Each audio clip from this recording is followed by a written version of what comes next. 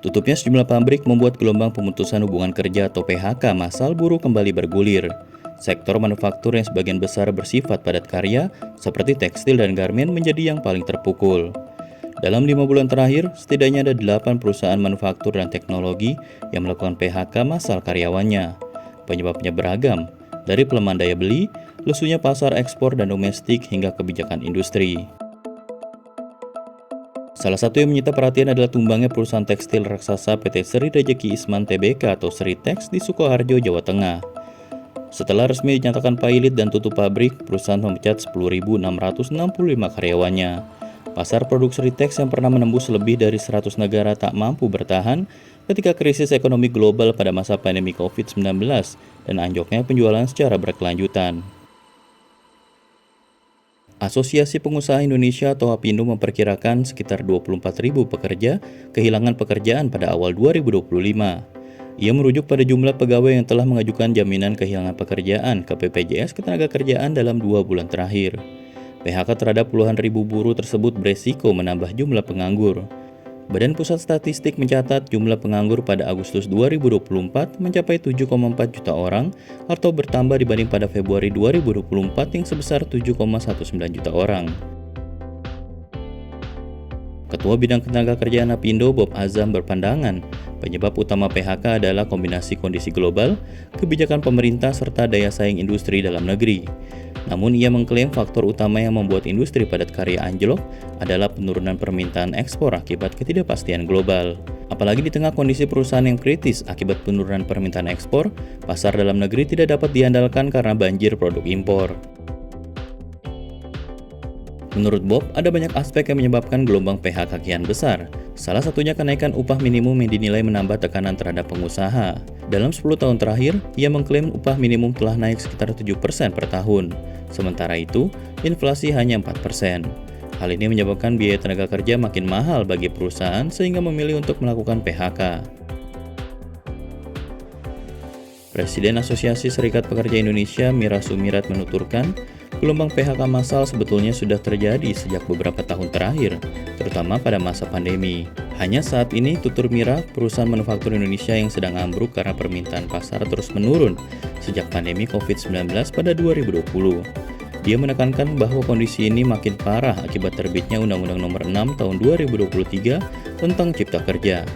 Pasalnya, Undang-Undang Cipta Kerja memungkinkan perusahaan memutus hubungan kerja terhadap buruh secara murah dan mudah.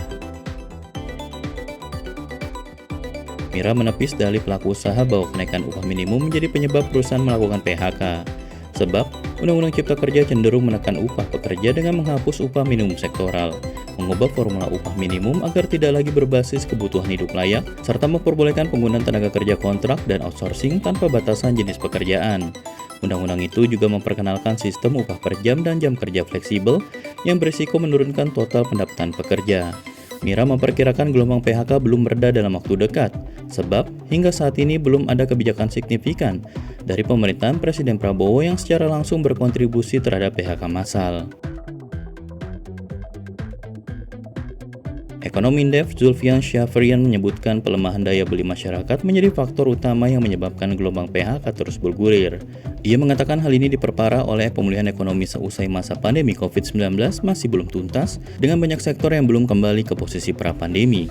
Selain itu, Zulfian berpendapat perusahaan-perusahaan yang selama masa pandemi mengurangi tenaga kerja tidak serta-merta menambah kembali jumlah pekerja meski ekonomi mulai pulih.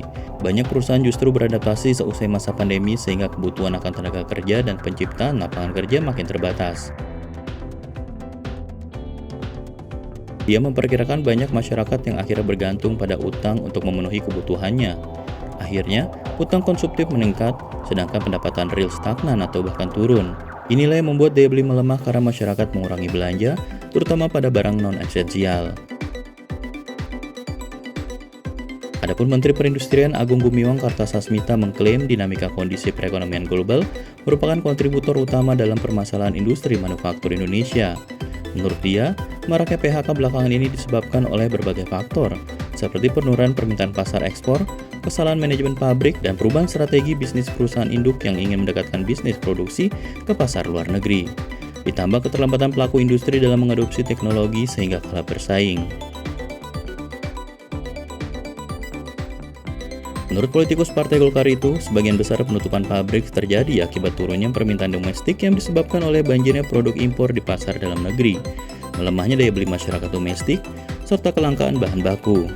Meski demikian, Agus menyatakan Kementerian Perindustrian akan terus berupaya meningkatkan investasi baru di sektor manufaktur. Tujuannya, mendorong munculnya industri baru untuk mulai berproduksi sehingga bisa menyerap tenaga kerja baru lebih banyak dan menjadi alternatif lapangan kerja bagi pekerja yang terkena PHK.